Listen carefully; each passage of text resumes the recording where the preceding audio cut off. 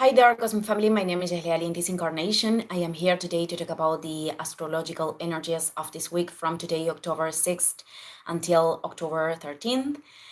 I'm going to go in order of the transits, and something that I wanted to remind you that I mentioned one or two videos ago, it is that Mars in Cancer from October 5th until December 6th, it is going through the mathematical degrees that is going to review in its retrogradation. So the retrogradation starts on December 6th from the degree 6 of Leo to the degree 17 of Cancer. If you have planets there, then they are going to be involved in this review that does Mars in Cancer. And also it is important the houses that involve these degrees of these two signs. Well, okay, let's go there. October 8, we have the trine between Mercury in Libra and Jupiter in Gemini.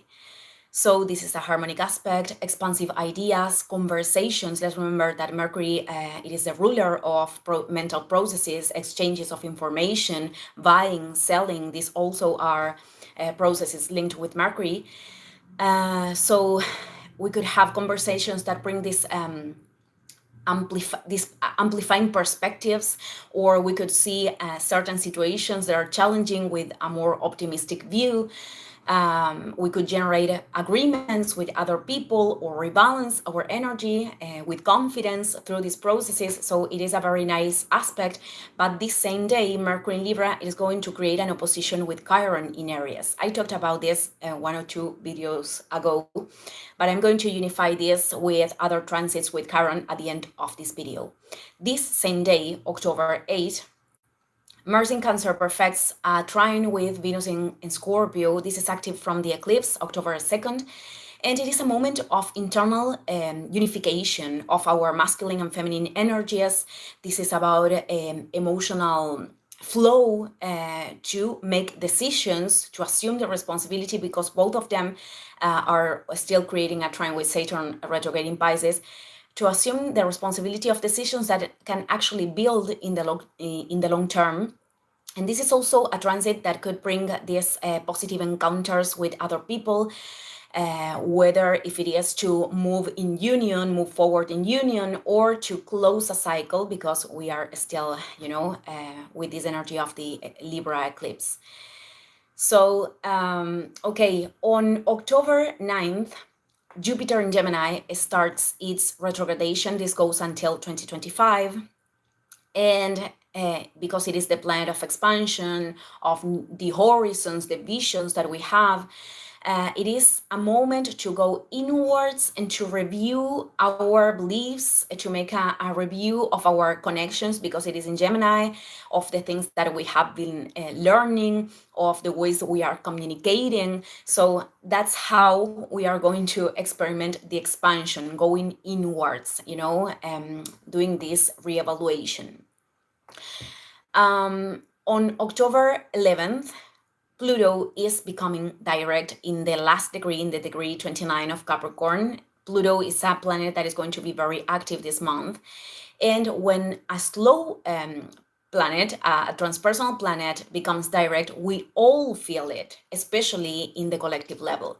So this is going to show important processes of detachment of an old version of ourselves. This impulses us to give death to certain aspects of our identity that cannot accompany our evolutionary process, that cannot continue. And there are situations and structures that could, end collapsing in this last passage, because on November 19th, Pluto enters Aquarius, and we are not going to see Pluto in Capricorn in our lives, at least in our lives in this incarnation or in the next ones. So in the collective level, things are still coming to light. I mean, the distortions of the systems of power in the political, in the political system, economy, health, education. This is also, of course, linked with entertainment industries. So as I always say, this is a process. This is not something that is going to happen that, the whole system is going to collapse during this month. But we are already seeing a lot of things happening in terms of these topics. So the transits that I'm going to mention right now, they are active from today. This is something that we are experimenting from the whole week, actually. And they could be challenging. We are talking about tensions, squares, and oppositions. So on October 12th, we are going to experiment the square between the Sun in Libra and Mars in Cancer. And on October 13th, it is perfected the opposition between the Sun in Libra and Chiron in Aries. I'm going to traduce this. And we also have that same day Mars in Cancer in a square with Chiron in Aries. So let's remember the functions of these astros. The Sun, it is about identity, where we shine, our vital force.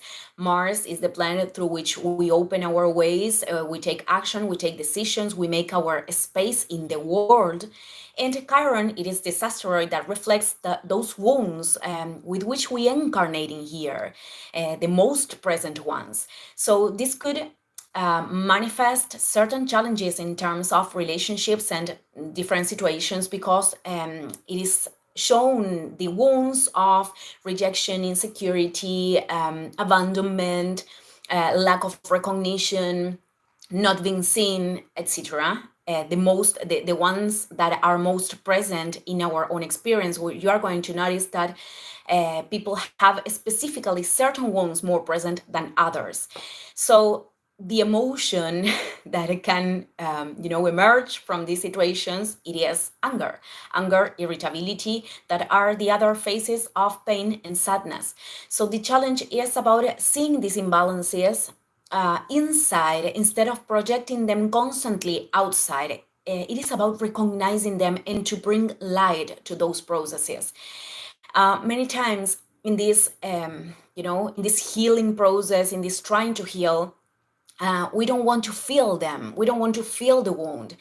And I think that is a form of rejection of what is in the present moment. So it is more not trying to eradicate all of that, but to coexist, to accept what is happening or what has happened in the past that created those wounds. And obviously that help us being more conscious, more aware of this, help us to take decisions from a place that it is not coming from fear, insecurity, or being in a defensive state, or even attacking because we could feel the wound.